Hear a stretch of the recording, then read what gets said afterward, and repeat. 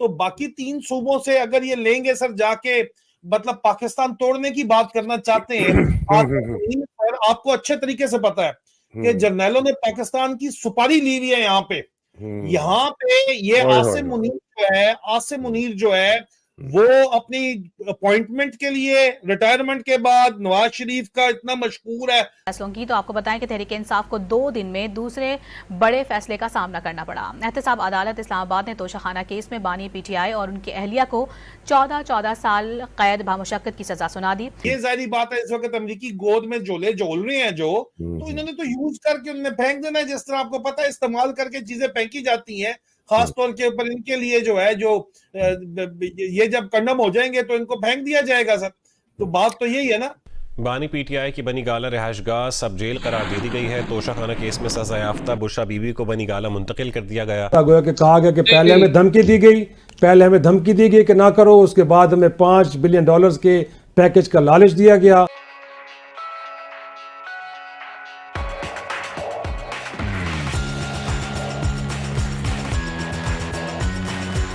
दबा हुआ है। और दूसरा जो है नदीम अंजुम जो है हनी बनी, वो अपनी एक्सटेंशन के लिए इतना मशहूर है कि ये पाकिस्तान तोड़ सकते हैं सर, इसमें किसी को कोई शक नहीं होना चाहिए। 1971 में भी हम ऐसी बातें करते थे और इन्होंने तोड़ा था। पाकिस्तान में हर फैसले के जिम्मेदार ये जर्नैल है, फौजी जर्नैल है। ये बात में सर ये बात वाजे हुई है। अगर ये जर्नैल जिम्मेदार हैं तो जो इस वक्त मौजूदा हालात हैं उनके भी यही जिम्मेदार है ना सर, और कौन जिम्मेदार है? I agree Adil. और इस पे जो ये मैं आप जो बात कर रहे हैं इस पे बहुत वजन है, इसलिए कि अभी एक खबर आई है, 2 खबरें आई हैं जो कि बड़ी तशवीशनाक हैं।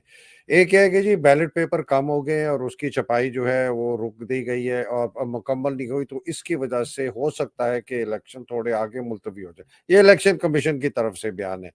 दूसरी चीज ये जो सिबी का वाक़ा होता जिसकी मैं खबर दिखा रहा था जिसमें 4 लोग मारे गए, अब तो खबर एक है कि शायद 10 मारे गए हैं। बीबीसी ये बता रहा है कि 10 मारे गए हैं। और ये रेहान ज़ेब की जो शहादत है ये बता रही है कि कुछ हालात इस तरफ शायद जाने की कोशिश हो रही है कि इलेक्शंस को किसी बहाने चंद हफ्तों या कम से कम केपी के अंदर आगे कर दें। एक तो ये बात है। दूसरी बात आदिल जो मुझे बहुत ही खतरनाक चीज, और ये मैं आपने पहले भी बात की, ये शाहीन साहबाई ने भी की, ये जफर बंगिश ने भी की, ये मैं भी कह रहा हूँ आदिल, ये जो फौज की एक इमेज आ रही है ना जर्नैलों की वजह से और नीचे उन अफसर जवानों की वजह से जो इन जर्नैलों के ये गंदे काम कर रहे हैं, वो खबर ये आ रही है। और ये मैं खबर की बात कर रहा हूँ, ये मैं अफवाह की बात नहीं कर रहा, ये मैं खबर की बात कर रहा हूँ। खबर ये आ रही है कि फौज के अंदर बहुत ज्यादा गुस्सा है, अब बढ़ता जा रहा है जर्नैलों के खिलाफ और उन अफसरों के खिलाफ जिन्होंने इनको जलील किया है। एक कर्नल कहता है कि मैं अपने किसी खानदान के किसी महफिल में जाके जा नहीं सकता हूँ, मुझे तो मेरा दिल चाहता है कि मेरे हाथ में बंदूक हो, आसिम मुनीर मेरे सामने, मैं उसको उड़ा दूँ। ये उसके लफ्ज है, मेरे लफ्ज नहीं है। मुझे आदिल जो बहुत ज्यादा खदशा है ना, मुझे खदशा ये है कि इनके अपने, और मैं बार बार ये बात कहता हूँ और ये मैं इनको खौफ दिलाने के लिए कहता हूँ कि इनके अपने संतरी, इनका अपना बैटमैन, इनकी अपनी सफाई वाली, इनका अपना चौकीदार, इनका अपना खनसामा, इनका अपना माली, इनका अपना दफ्तर रनर, इनका अपना ड्राइवर गाड़ी का, यही लोग जो है ना, यही लोग इनको जर्नैलों को और उन अफसरों को जो इसमें शामिल हैं उनको पता होता है इन सारे लोगों का, और इनकी बीवियों को और इनके बच्चों के ऊपर कोई ऐसा कार्रवाई ना कर दें जिस किस्म की कार्रवाई बंगालियों लोगों ने वेस्ट पाकिस्तान के अफसरों की फैमिली पे की थी जब ये ऑपरेशन सर्च लाइट लॉन्च हुआ था। ये मैं आदिल इतनी क्लैरिटी से देख रहा हूं, और एक बहुत बड़े सहाफी ने मुझे फोन करके कहा कि मेहदी साहब आपकी जो ये चीज है ये मैं इतनी क्लैरिटी से इसको देख रहा हूँ और मैं आपकी तायद करता हूँ और मैं इन लोगों को पैगाम पहुंचाता हूँ कि मत करो, ये तुम्हारे हाथ से निकल जाएगी। जी आदिल। देखिए सर, पहली बात, खैबर पख्तूनख्वा में इलेक्शन जो डिले करवाने का ये वहां पे हार रहे हैं तो बहाना ये बना सकते हैं। एक ये कल सिक्योरिटी सिचुएशन के ऊपर इन्होंने कल बुलाया हुआ है, बैलेट पेपर वाला बयान भी इन्होंने दे दिया है ताकि खैबर पख्तूनख्वा में हारे हैं। लेकिन सर इनको ऐसे थोड़ी डफर्स कहते हैं, डफर्स को जो बात समझनी है कि अभी तक तो लोग सब्र करके बैठे हुए हैं, और बाकी पाकिस्तान में अगर पर हाउस होल्ड 2 वेपन है तो खैबर पख्तूनख्वा में 10 वेपन है पर हाउस होल्ड मिनिमम। अब अगर ये लोग सब्र करके बैठे हुए कि हम वोट के बदला लेंगे और ये वो रास्ता भी अगर बंद करेंगे या डिले करेंगे तो लोगों को ये मजबूर करेंगे कि वो जो है हथियार उठाएं। लोगों को मजबूर, लोगों को जानबूझ के उंगलबाजी कर रहे हैं डफर्स, और शायद ये चाहते हैं कि उंगलबाजी करें। क्यों? क्योंकि इनको नया दुश्मन चाहिए सर, और नया दुश्मन कौन है? अफगानिस्तान चाहिए सर इनको। यहाँ पे सर मैं 2 सवाल अहम तरीन मेरे सवाल हैं। पहला सवाल मेरा फौज के पख्तून ऑफिसर्स से है, गैरतमंद ऑफिसर से नहीं, उन ऑफिसर से जो ये मिले में इनके साथ, जो आपको पता है जो एक स्वाबी वाला जर्नैल है, इस तरह के जो ऑफिसर्स वगैरह जो हैं, ये जो मिले में है आपके सामने जो सब कुछ एक इम्तियाजी रवैया रखा जा रहा है, जिस तरह कल बंगालियों के साथ, बंगाली ऑफिसर्स के साथ इस फौज में किया गया था, वो काम अब पठान ऑफिसर्स के साथ और पठान जवानों के साथ किया जा रहा है। स्पेशल सर्वेलेंस के अंदर उनको रखा जा रहा है, और आपके अपने बंदे ही कर रहे हैं। ये मत कहिएगा कि कोई बाहर से आके कर रहा है, आपके अपने बंदे ही कर रहे हैं दरमियान के अंदर। तो आपका कोई दीन ईमान किसी किस्म का कोई है, या सिर्फ और सिर्फ जो है वो प्लाट और जो है बेनिफिट जो है, और प्लाट और पोस्टिंग से आगे की आपकी सोच ही नहीं है? तो ये मेरा सवाल है आपसे, मुझे जवाब दीजिएगा। खैबर पख्तूनख्वा के जो इंतखाबात है, जहां पे हार इनको यकीनी नजर आ रही है और वहां पे ये बहानेबाजी कर रहे हैं, अगर ये आगे सर करते हैं, उनका पूरा दिल पूरा है कि करे, तो जो अवाम का रिएक्शन होगा सर वो इनसे नहीं संभलेगा।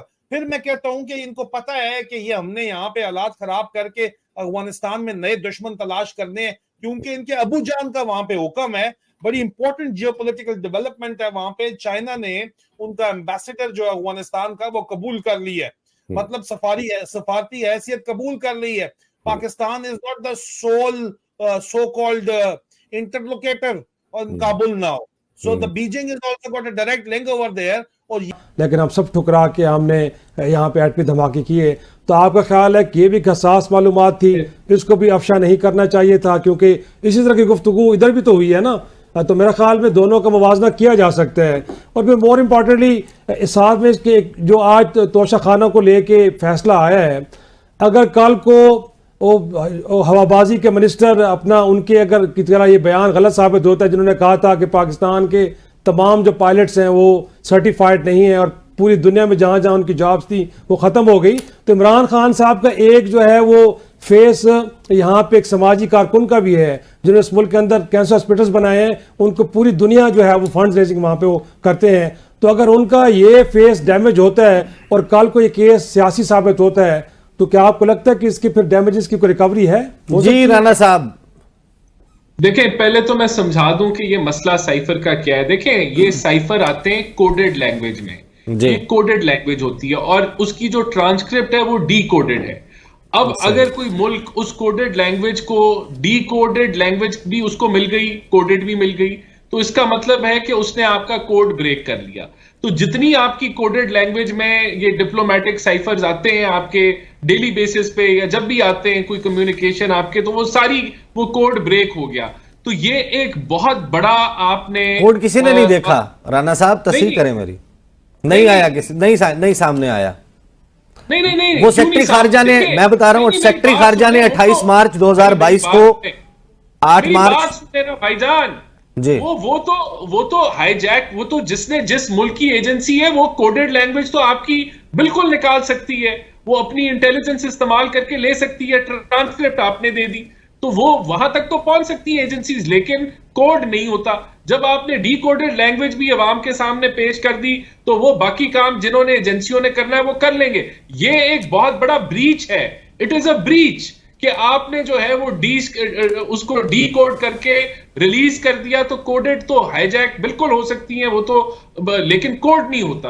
अच्छा तो अच्छा ये जो डी कोडेड कौन सी मदरजात थे जो बातें करें ना, और वैसे भी अच्छा वैसे मैं इसमें किसी एक्सपर्ट की इस पे मैं किसी एक्सपर्ट की गुफ्तगू सुन रहा था, उन्होंने को मेंशन किया था कि कितने 100 साल लगेंगे अगर इस बुनियाद के ऊपर इसको डी कोड, इस लैंग्वेज को रीड करने की कोशिश की जाए। ये कोई एक्सपर्ट, मैं भी आपको बता रहा हूं कि ये आपको ट्रांसक्रिप्ट मिल गई और आपको वो कोडेड मिल गया तो आपने ब्रीच कर लिया, आपको पता चल गया कि कैसे करना है। इसमें एक जो मैं बात ऐड करना चाह रहा हूं, वैसे भी जब कुछ साल गुजर जाए तो पुरानी बातें कुछ मुल्क तो ऑफिशियली जो है रिलीज कर देते हैं।